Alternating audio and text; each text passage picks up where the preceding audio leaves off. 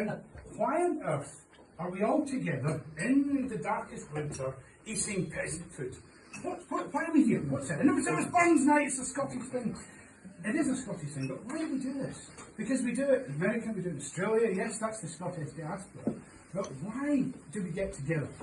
And I think the question is not a question of Scottish patriotism, it's not a question of Scottish nationalism, because people who are pro-UK, anti-Lives Matter, everyone loves Burns Circle. Why do we all get together for this? And I think to answer the question, you really have to go back and to say, what did this man actually write? What did he tell us that makes us so fond of what he had to say and to get together to celebrate this? And for me, if you look back at northern countries, you go to Scandinavian countries, Scottish, and Scotland are often populated by Norwegians and countries, there's a great history of storytelling. And I love a good story. It's great to sit down and hear a tale. And one of my favourite is Tam O'Shanter. And Tam O'Shanter is a story that I think we can all relate to. It's about the end of a day's trading, and everyone's finishing up, packing up the market stalls, and heading to the pub for a bit of a session. The problem is you're in the pub, and where you live is a bit far away. And the problem is, with whom you live is a bit far away, wondering what we're doing. And the poem starts when Chapman boys take the street and goofy neighbours meet. We sit boozing in the nappy, getting food and unca happy, thinking nay of the long Scots miles, the waters, mossy slaps and stiles that lie between us and our haven, where sits our sullen, sunken dame, beneath her brows the gathering storm, nursing her wrath to keep it warm.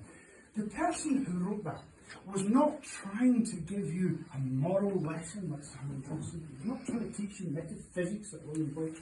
He was telling you what life's like. How many times have we sat in the Red Lion and had maybe one or two extra, thinking, oh, what's the partner going to say when I get back in at home? It's not an uncommon thing. So, why again did we celebrate this particular man? Well, he had other things to say. He wasn't just a storyteller, he was a social commentary.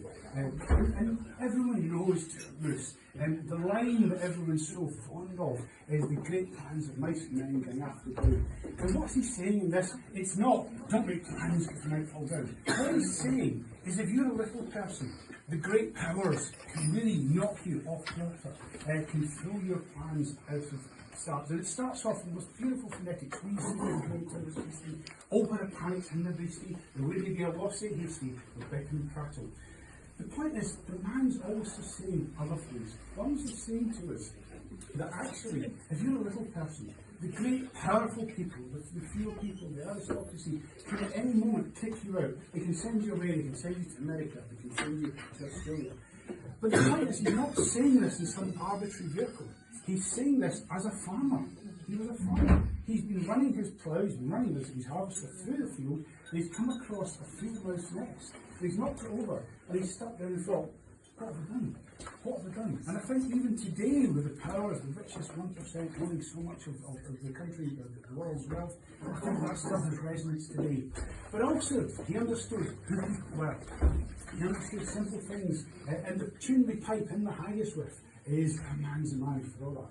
And man's a man is all about social equality. And it says basically, the rank is but the Guinness stamp. A man's good for all that. Your status is a function of your wealth. It's not.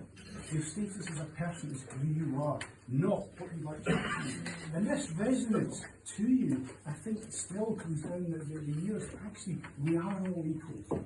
So, the thing about me is I always think of poets, and I think of who would I like to meet across the years. And poetry that I absolutely love, Samuel Taylor Coleridge.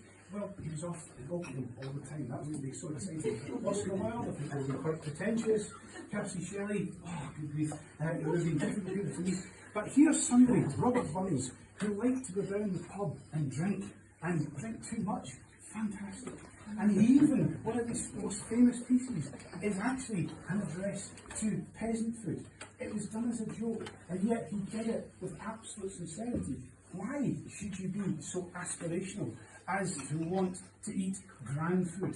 Why should you be so aspirational when actually the people you want to spend time with are in the pub with you? They're not at high dining tables, they're not at fancy pubs in London, they're in the pub, sitting next to you, dogs and fires. And to me, that's the important thing in Burns, and I think that's why we celebrate him still today, with his address to the Haggis. Fair fall, your honest, sonty face, great chieftain of the pudding race, about them all you take your place, pinch, tripe or fern, with your worthy armour grace, as langs not held. The groaning trencher, there you fill, your hurdies like a distant hill, your pin would help to mend the mill, in time of need, and through the pores you juice distill, like oil bead. His knife, heuristically tight, and cut you up with all his might, and then, oh, what a glorious sight, warm, reeking, rich. Then horn for horn we stretch and strive, till deal to the hindmost on the drive, till all our real swamp kites by, and Bedward hums, and all good men, this life to arrive, they thank it hums. Is there that, or is French review, or oil would star soon, or fricassee would make her stew, with perfect storm, looks down with sneer and scorn for view, in such a dinner? But mark, the rustic haggis fed, the trembling earth resounds his tread, clap his willy near a blade, and he'll make it whistle, and legs, and arms, and heads will sned, like taps of thistle. Ye powers that make mankind aware, and serve them up their bill of fare, old Scotland wants nae stinking ware, that jocks and luggies, but if you want her grateful player, gie her a haggis. So, can we have a quick toast?